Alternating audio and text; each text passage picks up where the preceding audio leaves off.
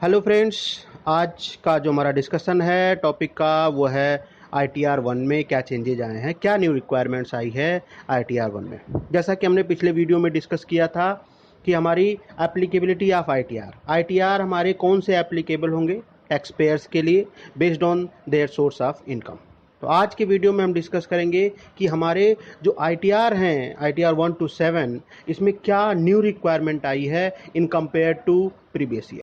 जो हमारी पहली न्यू रिक्वायरमेंट आई है ITR 1 में, उसमें आई है additional disclosure with regards to cash deposits, expenditure on foreign travel and expenditure on consumption of electricity. जैसा कि हम जानते हैं सेक्शन 139(1) में एक 7th प्रोविजो ऐड हुआ था बाय फाइनेंस एक्ट 2019। उस प्रोविजो में कहता है कि अगर कोई भी इंडिविजुअल टैक्स पेयर जिसको सेक्शन 139(1) में ITR फाइल करने की रिक्वायरमेंट नहीं है, सेक्शन 139(1) में रिक्वायरमेंट नहीं है, बट इस प्रोविजो के अनुसार, इस प्रोविजो के अंदर अगर वो ये 3 ट्रांजैक्शंस करता है या ये 3 ट्रांजैक्शंस में फॉल करता है तो भी पर्सन को, इंडिविजुअल टैक्स पेयर्स को ITR 1 फाइल करना पड़ेगा।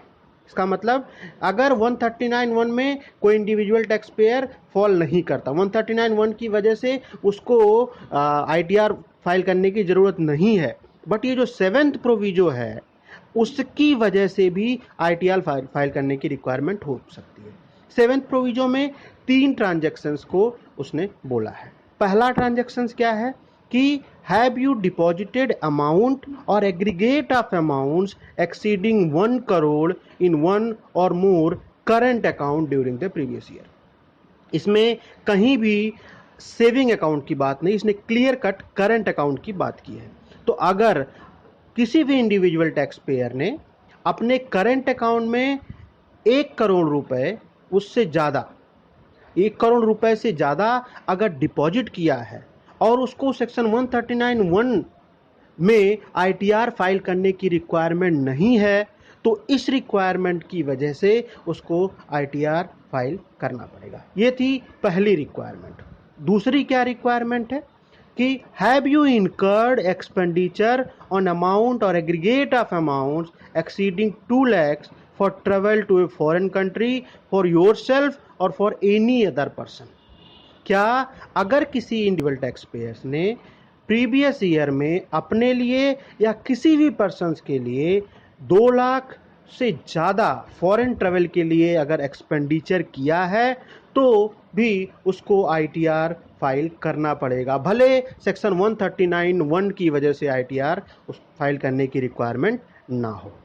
और तीसरी जो कंडीशंस से हमारे इस प्रोविजो में डाली गई है, have you incurred expenditure on amount or aggregate of amount exceeding ₹1 lakh on consumption of electricity during the previous year. अगर किसी इंडिविजुअल टैक्स पेयर ने प्रीवियस ईयर में 1 लाख रुपए से ज़्यादा इलेक्ट्रिसिटी पे किया है तो उसको भी ये कंडीशंस में वो फॉल करता है, ये प्रोविजो में फॉल करता है और उसको ITR 1 फाइल करने की ज़रूरत है।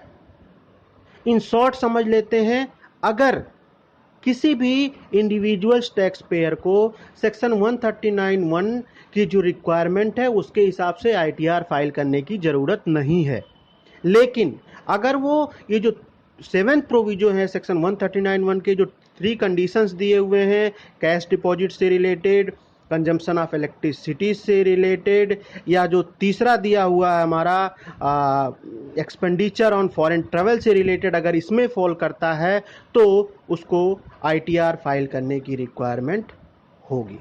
अगर कोई बंदा ITR फाइल करता है सेक्शन 139(1) में, ऑलरेडी 139(1) में फॉल करता है, उसकी रिक्वायरमेंट के हिसाब से उसको ITR फाइल करना है, तो ये जो एडिशनल डिस्क्लोजर है इन रिलेटेड टू कैश डिपॉजिट, इन related to expenditure on foreign travel and इन related to consumption on electricity, ये इंफॉर्मेशन देने की ज़रूरत नहीं है। ये इंफॉर्मेशन केवल उसी केस में देना है जब हमें ITR सेक्शन 139(1) में ना फाइल करके हम जो 7th प्रोविजो आया है उसके अंतर्गत ITR फाइल करें।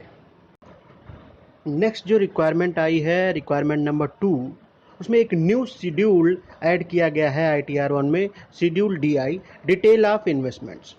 इस शेड्यूल में हमें जो डिडक्शंस क्लेम करने हैं under chapter 6AB for the financial year 1920, और हमने उसको पे किया है अप्रैल 20 से जून 20 के बीच में। जैसा कि हम जानते हैं, कोविड-19 कोरोना की वजह से गवर्नमेंट ने, इनकम टैक्स डिपार्टमेंट ने बहुत सारे इन्वेस्टमेंट्स के लिए, बहुत सारे एग्जम्पशंस के लिए, लाइक 80C के, 80D के, मेडिकल से रिलेटेड, 80G के लिए, और इन सब में एक्सटेंशन दिया था कि अगर हम 1 अप्रैल 2020 से लेके 30 जून 2020 तक भी अगर डिपॉजिट करते हैं तो उसका एग्जम्पशन, उसका डिडक्शंस क्लेम कर सकते हैं फाइनेंशियल ईयर 1920 में।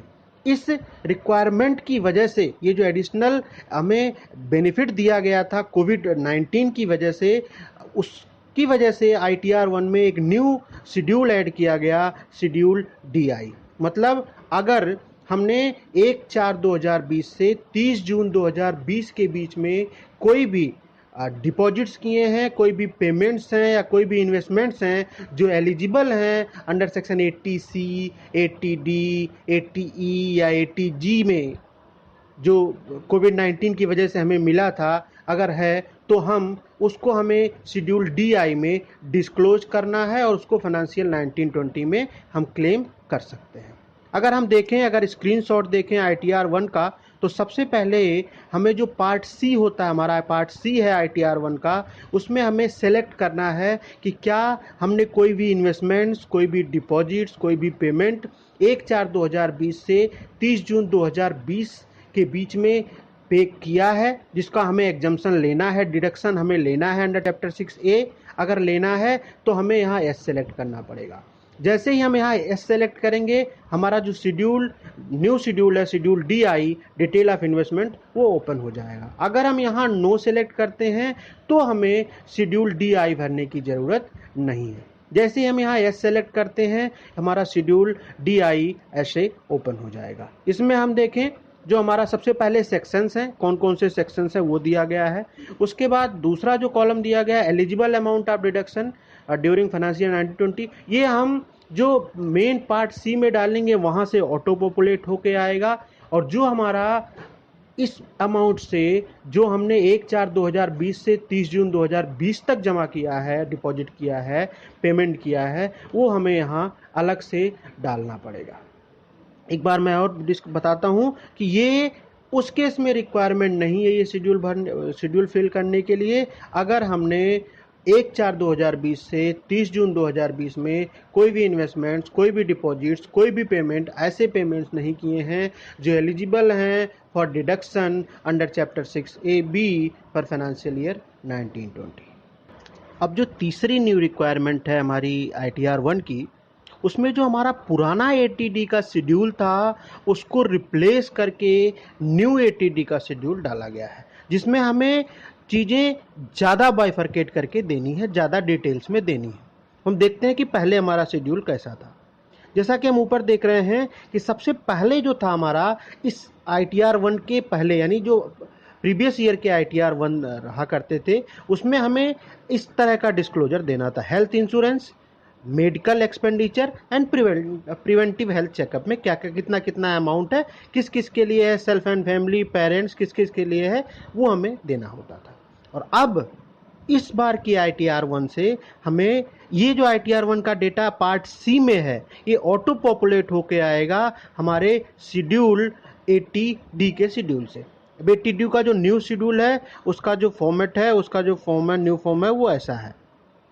इसमें हमें सबसे जो पहला इसमें आता है शेड्यूल 80D का, वेदर यू और एनी और family member is a senior citizen excluding parents, अगर हैं तो उसको सेलेक्ट येस और नो करके ये हमें सारे अमाउंट्स डालने हैं। सेल्फ एंड फैमिली के लिए पहले हेल्थ इंश्योरेंस कितना है, प्रिवेंटिव हेल्थ चेकअप कितना है, सेल्फ एंड फैमिली में जो सीनियर सिटीजन हेल्थ इंश्योरेंस कितना है, प्रिवेंटिव हेल्थ चेकअप कितना है, और दूसरा इसमें सेक्शन दिया हुआ है वेदर एनी वन और योर पेरेंट्स से सीनियर सिटीजन, इसमें है तो इसका डिटेल्स हमें अलग से देना है। फिर यहाँ जो टोटल एलिजिबल अमाउंट होगा वो ऑटो पॉपुलेट होके हमारा पार्ट सी जो है, जो डिडक्शंस टैक्सेबल इनकम का पार्ट है, उसमें ऑटो पॉपुलेट होगा।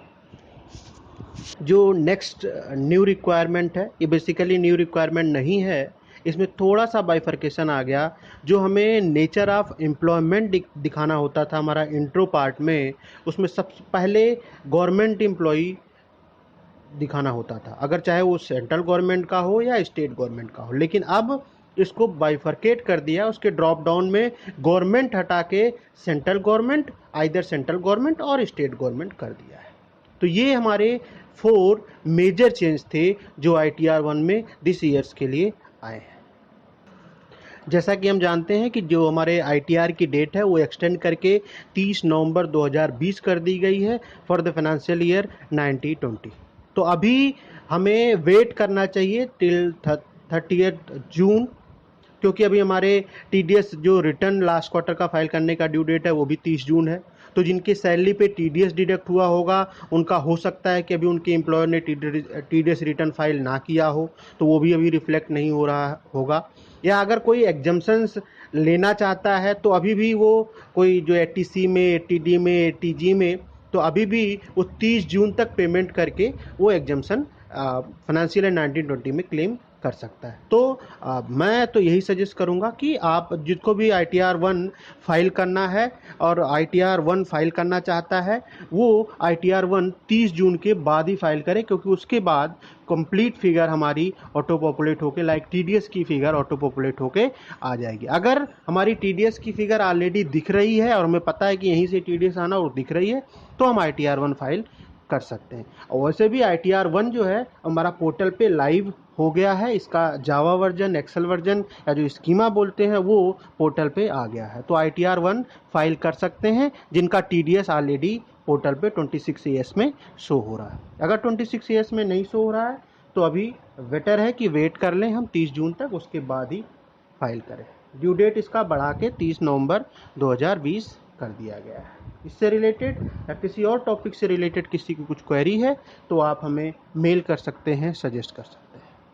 Thank you.